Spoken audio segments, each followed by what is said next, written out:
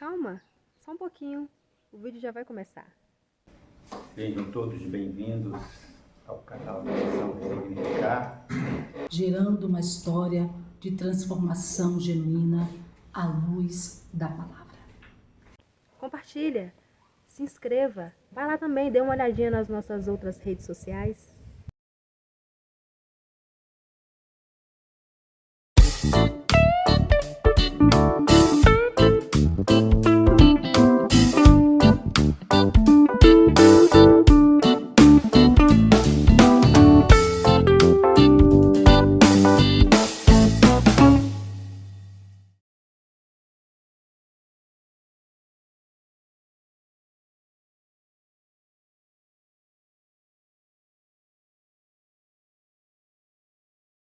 Tá todo mundo em paz, né?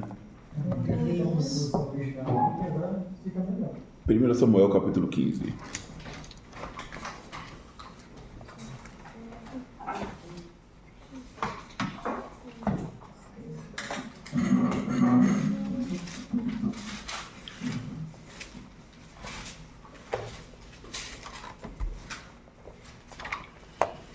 Ainda isso, e apressou-se ir, uma preparação para enfrentar os Golias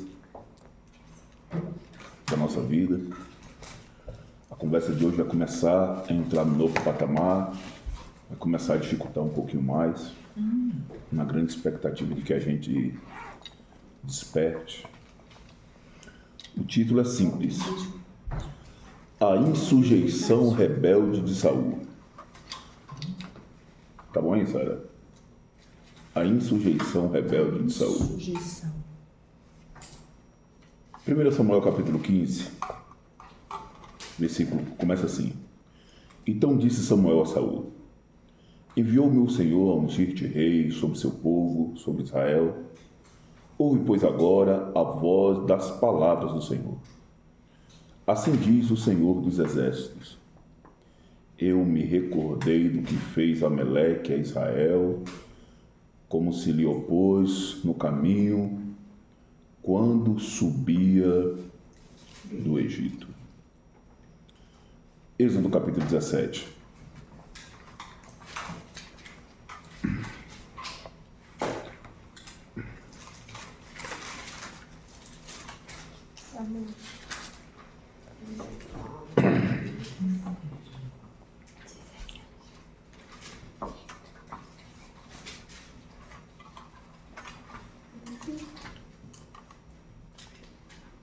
Chegamos? Depois que a congregação dos filhos de Israel partiu para o deserto de Sim, pelas suas jornadas, segundo o mandamento do Senhor, e acampou em Refidim. Não havia ali água para o povo beber.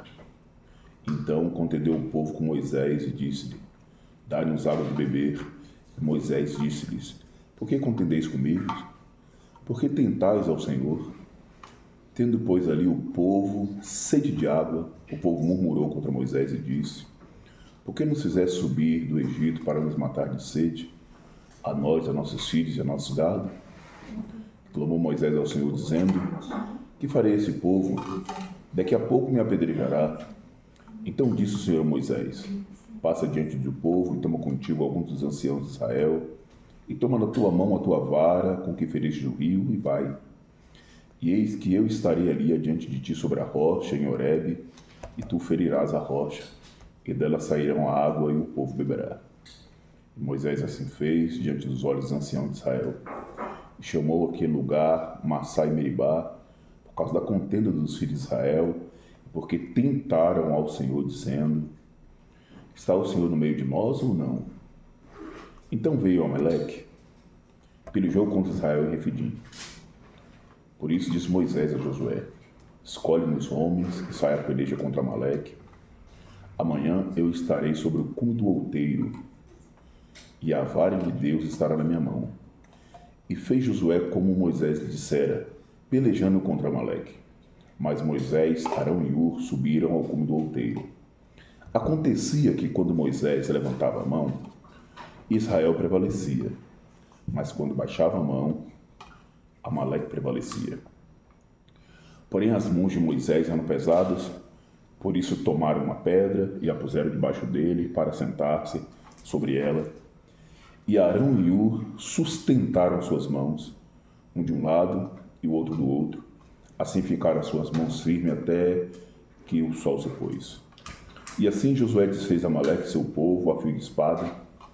Então disse o Senhor a Moisés: escreve isso em memória num livro e relata-o aos ouvidos de Josué, que eu totalmente hei de riscar a memória de Amaleque de debaixo dos céus. E Moisés edificou um altar, o qual chamou o Senhor é minha bandeira, e disse porquanto jurou o Senhor, haverá guerra do Senhor contra Amaleque de geração em geração. Eu totalmente hei de riscar a memória de Amaleque debaixo dos céus. Volta lá para 1 Samuel capítulo 15.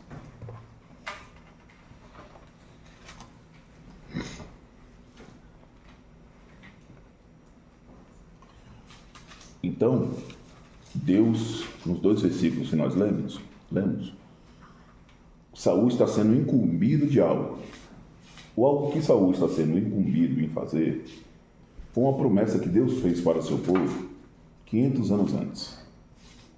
Pergunta número 1. Quando Deus pede para Paulo fazer alguma coisa hoje, ele está querendo cumprir a palavra dele na descendência de quem? Quando Deus chama o Edson para poder realizar alguma coisa hoje, o Edson é o resultado, o Edson é a afirmação e a execução da profecia de Deus na vida e na família de quem? Nós temos um Deus geracional. Está entendendo até aqui? Então, o chamado de Saul não está focado nele mesmo. Eu não fui separado por Deus para mim mesmo. Ita Miguel, distraído com um copo, não foi chamado por Deus para você mesmo. Gleice Kelly não foi chamada por Deus para ela mesma. Estamos entendendo até aqui? 1 Samuel 15, a partir do versículo 3, vamos lá? Vai, pois, agora e fere Amaleque, e destrói totalmente a tudo quanto tiver, e não lhe perdoes.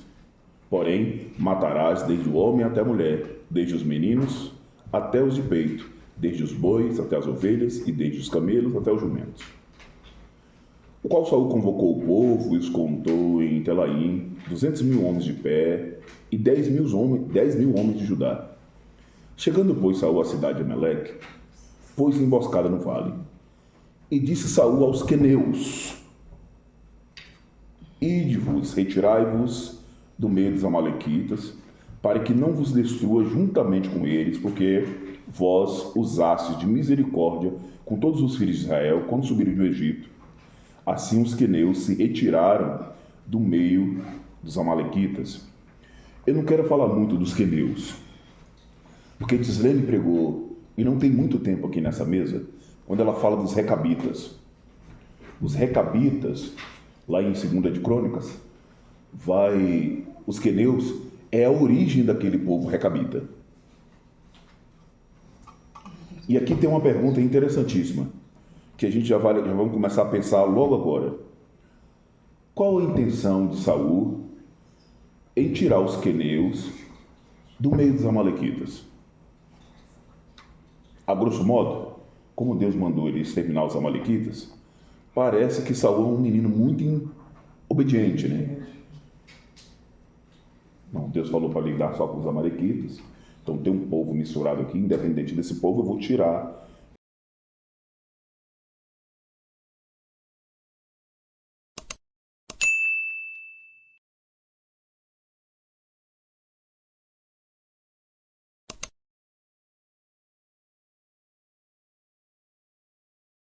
Versículo 7.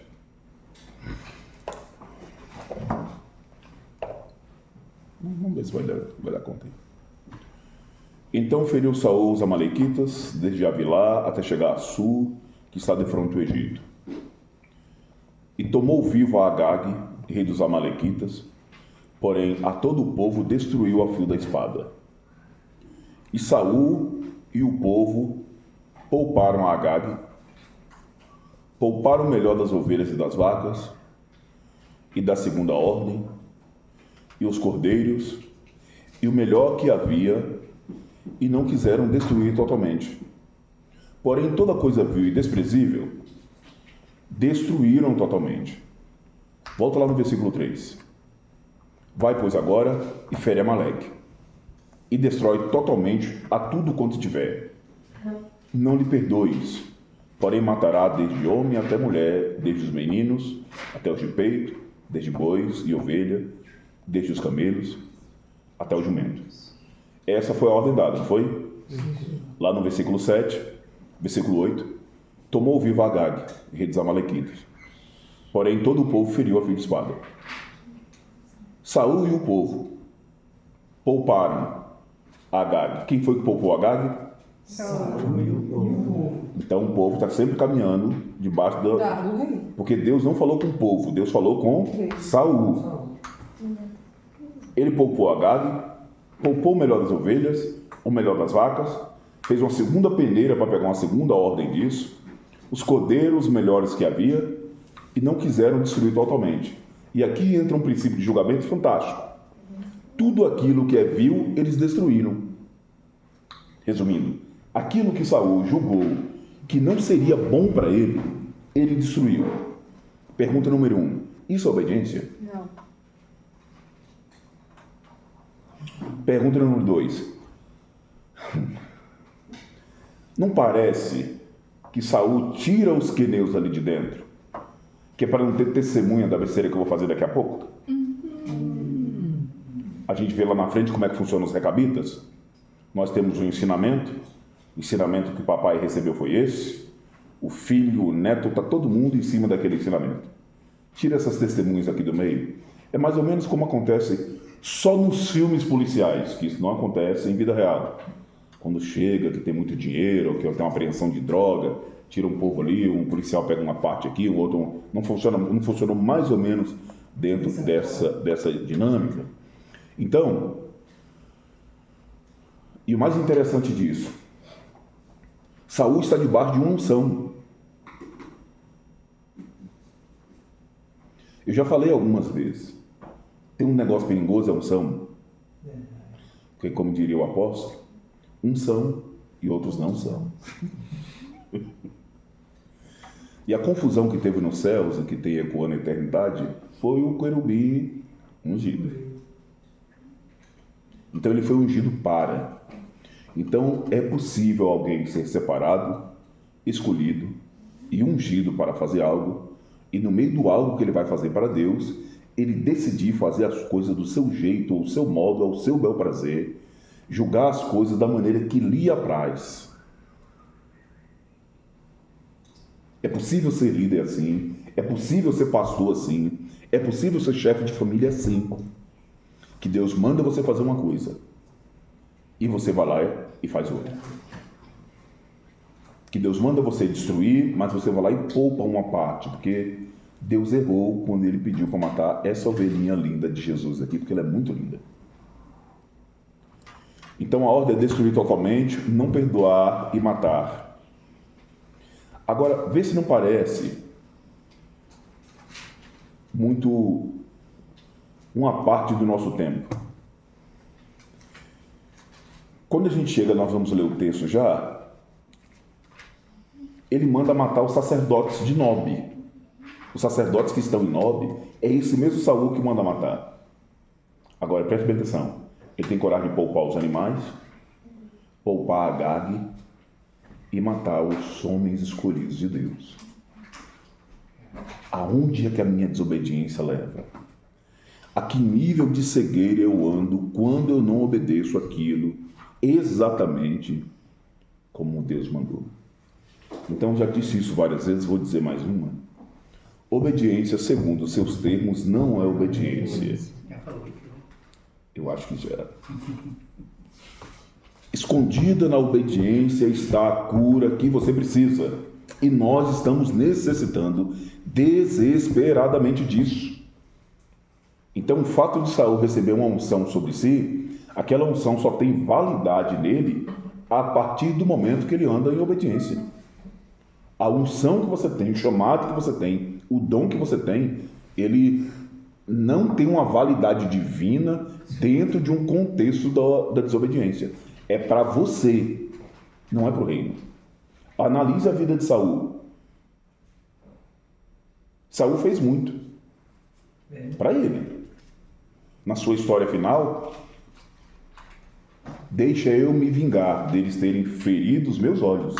Sou eu, não tem nada a ver com o reino não, pai. Continua sendo mim. Sansão. Então, a preocupação da evidência daquela força final não é uma vingança, não é um chamado, não é uma obediência, não é deixa eu honrar o Senhor nos momentos finais da minha vida, não tem nada a ver com isso. Olha, eles furaram os meus olhos, como se fosse injusto o que eles fizeram comigo.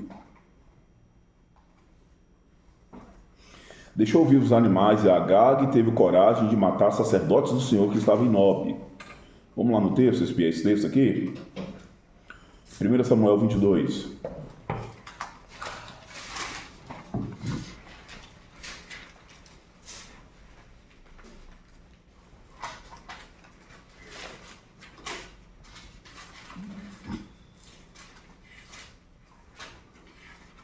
Chegamos? Então Davi se retirou dali e escapou para a caverna de Adulão. E ouviram seus irmãos e toda a casa de seu pai e desceram ali para ter com ele. E juntou-se a ele todo homem que se achava em aperto, todo homem endividado, todo homem de espírito desgostoso, e ele se fez capitão deles. E era com ele uns 400 homens. E foi Davi dali a Mispa dos Moabitas, e disse ao rei dos Moabitas: deixa estar meu pai e minha mãe conosco, até que eu saiba o que Deus há de fazer de mim. E trouxeram-os perante ao rei dos Moabitas, e ficaram com ele os dias que Davi esteve no lugar forte. Porém o profeta Gade disse a Davi: não fiques naquele lugar forte, vai, entra na terra de Judá. Então Davi saiu, foi para o bosque de Heredes. E ouviu Saul que se sabia que Davi e dos homens que estavam a ele. Estava Saul em Gibeá, debaixo de um arvoredo em Ramá, e tinha na sua mão uma lança, e todos os seus criados estavam com ele. Então disse Saul a todos os seus criados que estavam com ele: ouvi, peço-vos, filhos de Benjamim, dar-vos-á também o filho de Jessé, a todos vós, terras e vinhas, e far-vos-á a todos os capitães de milhares de capitães de centenas, para que todos vós tenhais conspirado contra mim, e ninguém há que me dê aviso de que meu filho tem feito aliança com o filho de Jessé, e nenhum dentre vós há que se doa a mim e me participe, pois meu filho tem contra mim sublevado a meu servo para me armar ciladas, como se vê nesse dia. Então respondeu Doeg, o edomeu, que também estava com os criados de Saul, e disse: vi o filho de Jessé chegar a Nob, e Aimeleque, filho de Aitube, o qual consultou por ele ao Senhor, e lhe deu mantimento, e lhe deu também a espada de Golias, filisteu. Então o rei mandou chamar Aimeleque, sacerdote, filho de Aitube, e toda a casa de seu pai, os sacerdotes que estavam em Nob. E todos eles vieram ao rei, e disse a Saul: ouve, peço-te, filho de Aitube. E ele disse: eis aqui, Senhor, eis-me aqui, Senhor meu. Então lhe disse Saul: por que conspiraste contra mim, tu e o filho de Jessé? Pois deste-lhe pão e espada, e consultastes por ele a Deus, para que se levantaste contra mim, a armar ciladas, como se vê nesse dia? E respondeu Aimeleque ao rei, e disse: e quem, entre todos os teus criados, há tão fiel como Davi, o genro do rei, pronto na sua obediência e honrado na tua casa? Só um instantinho. Comecei, porventura, hoje a consultar por ele a Deus? Longe de mim tal. Não impute o rei coisa nenhuma a seu servo, nem a toda a casa de meu pai, pois o teu servo não soube nada de tudo isso, nem muito pouco. Porém o rei disse: Aimeleque morrerá certamente, tu e toda a casa de teu pai. E disse o rei aos guardas que estavam com ele: Virai-vos e matai os sacerdotes do Senhor, porque também a sua mão é com Davi, e porque souberam que fugiu e não o fizeram saber. Porém os criados do rei não quiseram estender as suas mãos para arremeter contra os sacerdotes do Senhor. Então disse o rei a Doeg: Vira-te e arremete-te contra os sacerdotes. Então se virou Doeg, o Edomeu, e arremeteu contra os sacerdotes, e matou naquele dia 85 homens que vestiam o efode de linho. Também a Nobe, cidade dos sacerdotes, passou a fio da espada, desde homem até mulher, desde os meninos de peito até bois, jumentos e ovelhas, passou a fio de espada. Preste bem atenção aqui. E eu quero te apontar o caminho que a sua desobediência vai te levar. Deus deu uma ordem para Saul chegar na terra de Aimeleque e destruir, e ele não fez. Deus não disse para ele chegar na cidade dos sacerdotes e fazer aquilo, e ele fez. O que ele fez na terra dos sacerdotes foi exatamente aquilo que ele deveria ter feito na terra de Aimeleque, do qual ele não fez.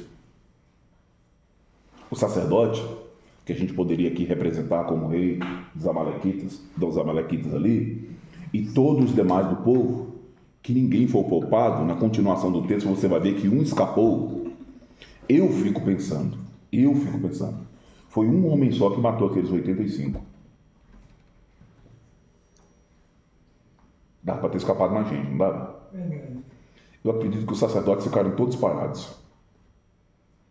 Ninguém quis defender sua vida. Sou eu que penso nisso. Só o Cleiton, ou o Edson, ou o Paulo que estava lá, que deu uma escapada ali e falou: vou ficar nessa peixeira aqui nada.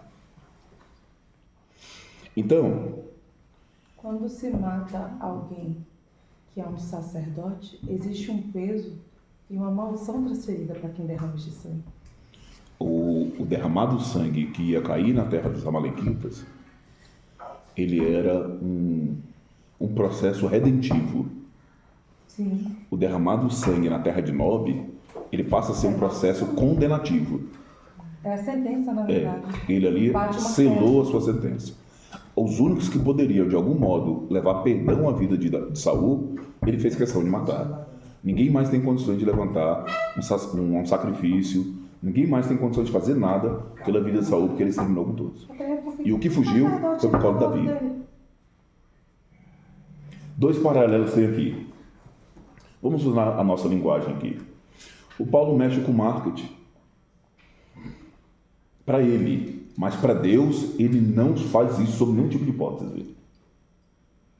A Arlete, a Gleice, mexe com estética feminina. Para elas, para poder ganhar um sustento dela.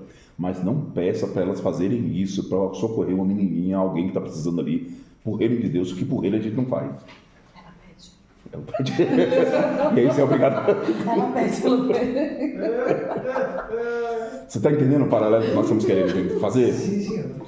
Então, para a nossa vontade, nós estamos prontos. Para a nossa vontade, nós estamos aptos. Para a nossa vontade, não tem questionamento. Mas deixa Deus pedir de você exatamente aquilo que você sempre fez para Ele, você não faz. Acabou. Você vai sempre, como eu gostava de falar para o Edson antes, e graças a Deus, agora é só uma lembrança. Aleluia. Edson, rasga esse saco de desculpa. Oh, glória. A gente só vai pegar uma desculpa aqui e apresentá-la para Deus e dar um jeito de escapar dessa situação. Você é uma ferramenta extremamente útil e poderosa em Deus. Amém. Na obediência. Amém. Você desobediente, meu amigo, até Satanás fica boquiaberto com as loucuras que você é capaz de fazer. É verdade. Não abra mão de obedecer. Você não vai conseguir vencer nenhum gigante na sua vida se essas coisas mais simples da sua jornada você não consegue obedecer. A gente poderia criar aqui um paralelo com Saul e Davi. Ambos foram ungidos Sim. E pós-junção foram para a guerra. Saul com a Amalequita e possivelmente Davi com o leão e o urso. Davi não saiu daqui e foi para o palácio. Davi não saiu da mesa da casa do pai. Não, ele saiu e voltou para o curral das ovelhas. Um outro ponto importantíssimo aqui.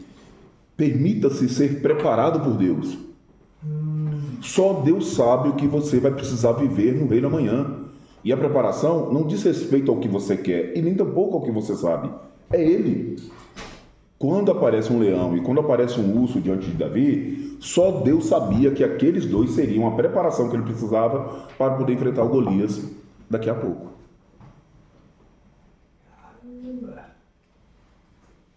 Chamados, escolhidos, lavados e remidos em Cristo Jesus. Amém.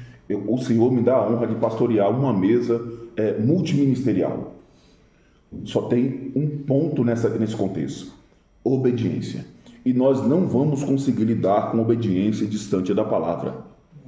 Nós não vamos conseguir tratar a obediência, tornar o nosso coração obediente distante da palavra. Vale a pena recordar uma frase que já tem tempo que eu não falo. Nós precisamos voltar com muita, mas muita pressa às Escrituras. Parece que nós já estamos no caminho, mas ele ainda é muito pouco para o muito que Deus tem querido fazer na nossa vida. Não é o que Ele quer fazer a partir de nós, é o que Ele quer fazer na nossa vida.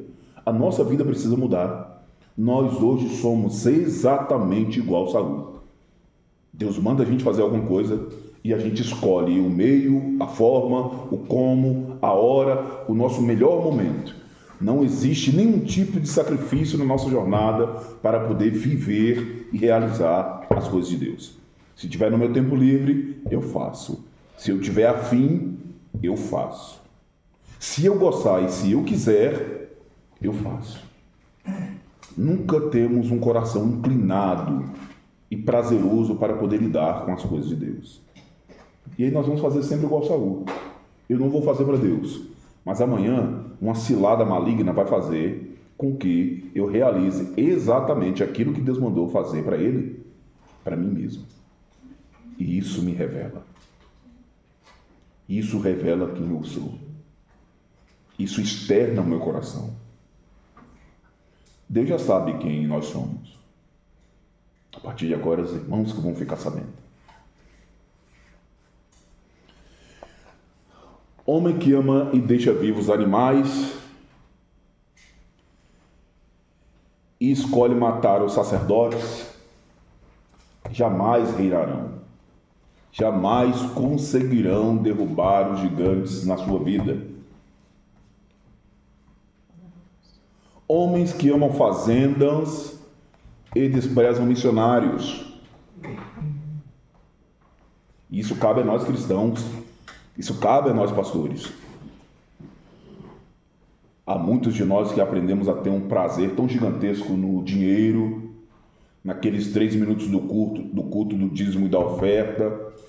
Mas quantos missionários em nossa volta padecendo fome e necessidades severas e nós não temos coragem de estender. Nós nos igualamos a Saul quando nós agimos e pensamos dessa forma. Eu vou falar porque ele disse. O pastor Everaldo se comprometeu em entregar 10% de um culto que ele tinha na igreja para os irmãos na África.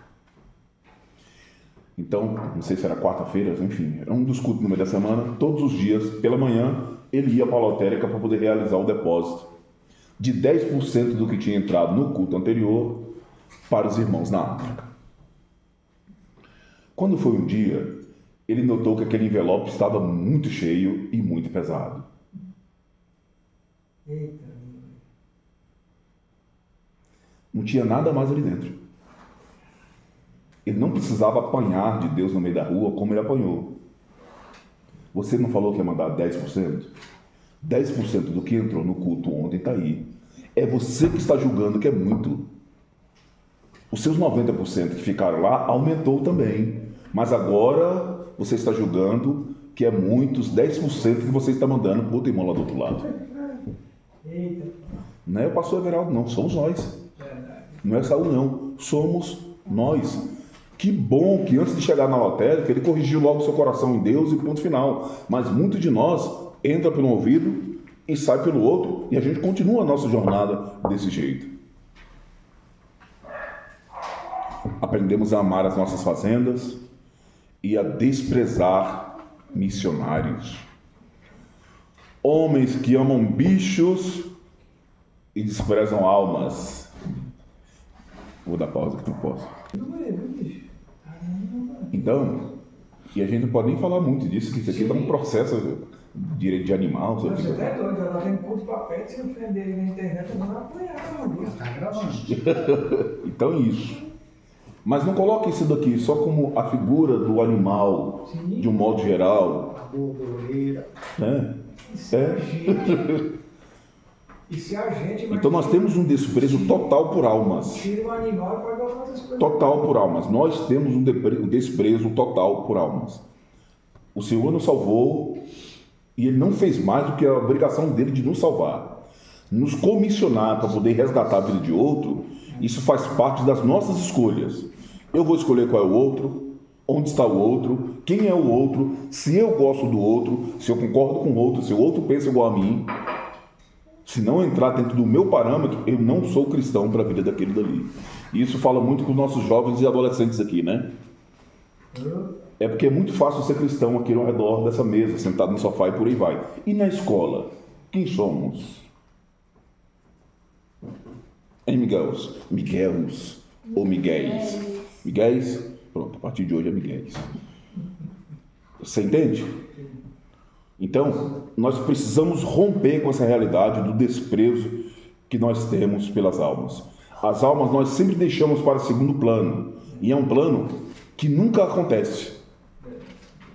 Amanhã eu vou evangelizar, amanhã eu vou separar um valor para poder mandar para o missionário não sei aonde, amanhã eu vou cooperar com o ministério de fulano de tal. A gente sempre coloca isso para amanhã, mas esse amanhã nunca chega. Nunca entra no contexto das nossas prioridades.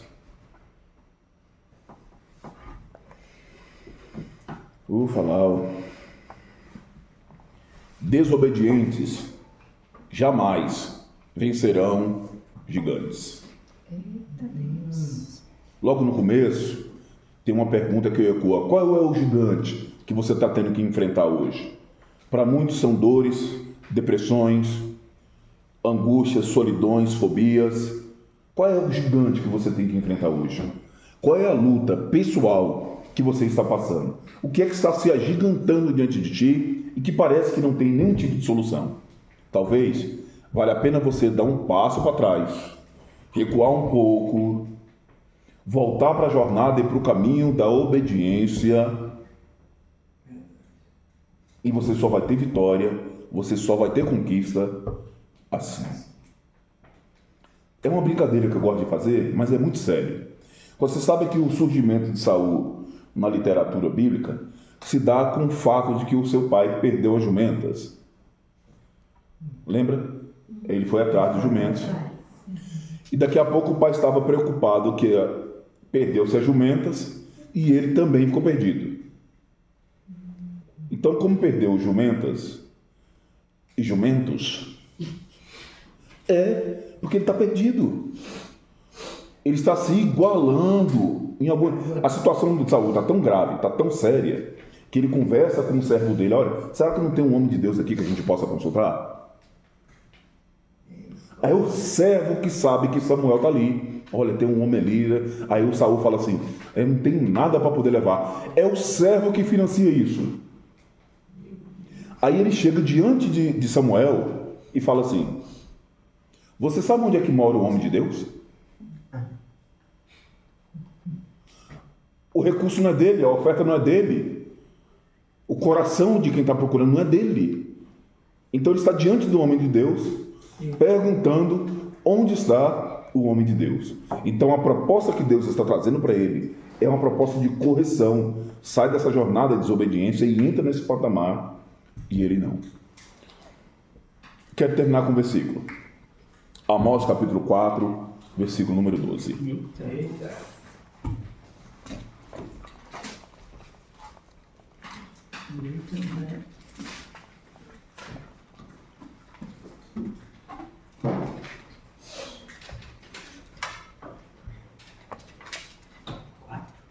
4:12. Amós 4:12. E a voz pode preparar, pode ser bom.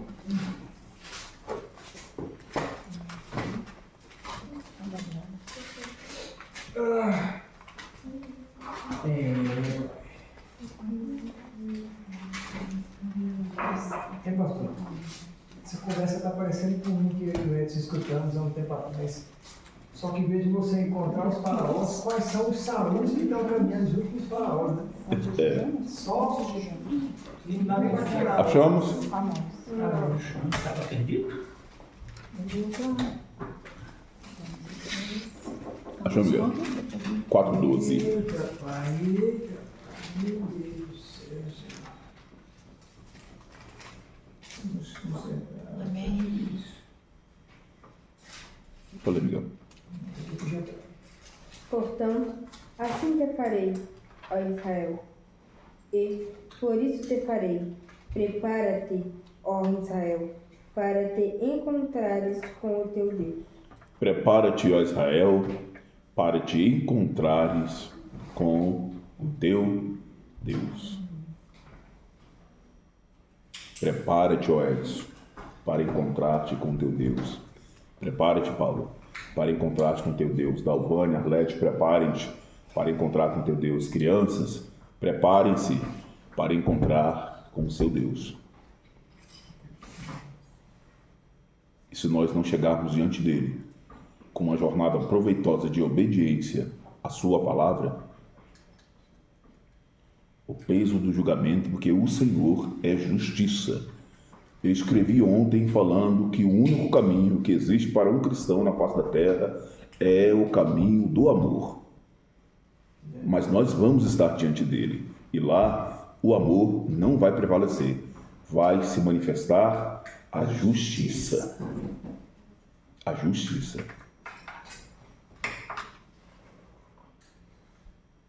E vai contar muito do que nós somos. Falava isso com o Miguel hoje. Não é você que fazer as coisas certas. Você precisa ser certo. Não é a gente que criar uma moldura, como nós falamos da figueira, que está lá se exibindo, dizendo, ó, estou linda. Não, não, não.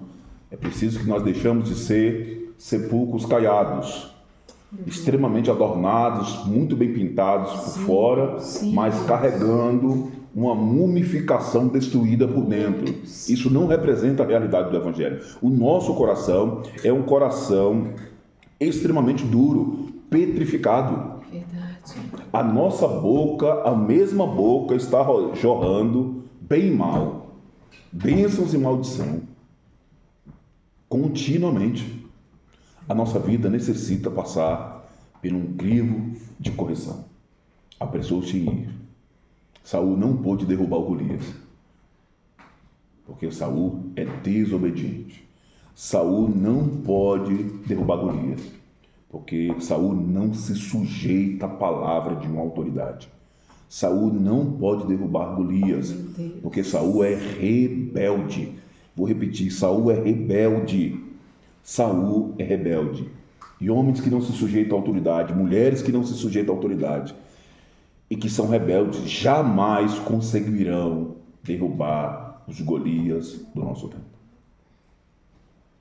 E a pergunta é simples. Você tem coragem de abrir mão dessa jornada de desobediência para se tornar um obediente em Deus a partir de hoje? Você tem coragem de pegar o que está escrito e começar a colocar isso em prática na sua vida? Você tem coragem de abrir mão dessa vida de pecado? É quase que uma mensagem evangelística hoje aqui ao redor da mesa. Você tem coragem de abrir mão dessa vida de pecado, dessa vida de fracasso, dessa vida de derrota, dessa vida de mentira e verdadeiramente aceitar Jesus e a sua palavra como Salvador e libertador da tua jornada e da tua vida? Aleluia. Você tem coragem de pagar o preço para isso? Você tem coragem de viver o sofrimento de ser um cristão autêntico, de ser um cristão verdadeiro? Você tem coragem de pagar o preço e as dores e as lacunas de mágoas e sofrimentos para você ser reconhecido só no seu ir e vir como um santo homem de Deus? Como um profeta de Deus? Não por declaração de homens, Mas como os céus disse com Daniel: Daniel, tu és um homem muito amado. Tu tem coragem de ter uma vida de oração como a vida de Daniel?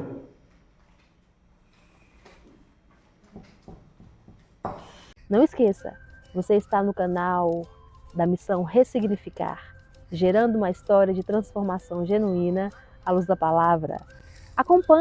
Nos acompanhe nas nossas outras redes sociais, amém? Toda honra, toda glória é dada a Ti, Pai. Nós Te louvamos, Te agradecemos e bendizemos o Teu nome. Muito obrigado. Te glorificamos, Pai, pelo redor dessa mesa. Te glorificamos pela oportunidade que Tu nos tem dado de, por mais uma vez, poder, Pai, ser partícipe desse maná extraordinário que é a Tua palavra. Muito obrigado, Senhor. Muito obrigado. Que essa palavra, Pai, ache lugar em nossos corações. E que hoje, de uma vez por todas, nós deixamos de ser os Saúls desse tempo. Que nós possamos abrir mão da nossa desobediência, da nossa insujeição, e com muita humildade e serenidade baixar a nossa cabeça para as verdades triunfantes e extraordinárias da Tua palavra e viver no chão da vida como eu tenho insistido em falar, Pai. A plenitude da Tua palavra e a plenitude do Teu Evangelho. Nós Te agradecemos que Tu tem mandado tão poderosa salvação, a saber o Cristo da cruz, aquele que foi morto, mas reviveu. Nós Te agradecemos, Pai, pela verdade dessa palavra. Nós Te agradecemos pelo redor dessa mesa e Te pedimos: purifica-nos, Senhor. Purifica-nos, Senhor. Venha de encontro a cada um de nós. Nós não queremos continuar na jornada de desobediência a qual nós estamos. Nós não queremos permanecer na desobediência a qual nós estamos. Desperta-nos, Senhor. Use de todos os Teus meios, use de todas as Tuas formas, mas não nos deixe perder-nos em nós mesmos. Resgata-nos, Pai, para a glória do Teu santo nome. Resgata-nos para Ti. Que a Tua palavra, Pai, tenha importância ímpar na nossa vida e na nossa jornada. Que Te servir, Pai, seja uma coisa amorosa, prazerosa. Que a vida do outro, Pai, venha verdadeiramente importar para nós, para a glória do Teu santo nome, Pai amado. Para a glória do Teu santo nome, Senhor. Para a glória do Teu santo nome. Socorre as nossas crianças, Pai, ao redor dessa mesa. Socorre os nossos adolescentes ao redor dessa mesa. Desperta-os, Pai. Desperta-os pelo poder da Tua palavra. Desperta-os, Pai, pela Tua verdade. Eu tenho insistido em oração a Ti. Não há nenhum inocente no nosso meio. Graças a Ti e ao esmero do Teu Espírito Santo sobre cada um de nós, até as nossas crianças, Pai, já entendem o que é certo, o que é errado, já sabe, Pai, onde estão os seus passos em pecado, e nós Te pedimos que pelo Teu Espírito Santo Tu venha conceder mais uma chance e resgata-os, Pai, da jornada com que eles têm insistido em querer trilhar. Hoje, Pai, resgata-os hoje. Livra das más companhias, das línguas falatórias. Se for necessário, usa o dispositivo da vergonha, porque uma loucura se chegou ao nosso meio dizendo que Tu não envergonha ninguém. Desperta os nossos jovens, Pai. Desperta-nos, Pai, como casais ao redor dessa mesa. Desperta-nos, Pai, como homens, Senhor, ao redor dessa mesa. Desperta as mulheres, Senhor, ao redor dessa mesa, e permita que o Teu nome venha a ser cada vez mais honrado, glorificado e enaltecido cada vez mais. Nós Te agradecemos pela jornada de oração que nós temos enfrentado nesses dias. Mais uma vez colocamos a todos que nós estamos intercedendo, a todos que nós estamos orando, Pai, pedindo a Ti sobre cada uma das causas. Nós colocamos todos estes diante do altar. Aqui no meio de nós, tantos pedidos, Pai, a serem levados a Ti. Socorra a cada um, Pai, aos que falam, aos que gritam, aos que clamam, aos que calam. Esteja atento, Pai, com Tua poderosa mão a cada um, pelo poder que há no nome de Jesus. E é nele, Pai, no Cristo da cruz, é nele, Senhor, na salvação de Israel, o nosso advogado fiel. É nele que nós oramos e agradecemos. Amém. Amém. Amém. Aleluia.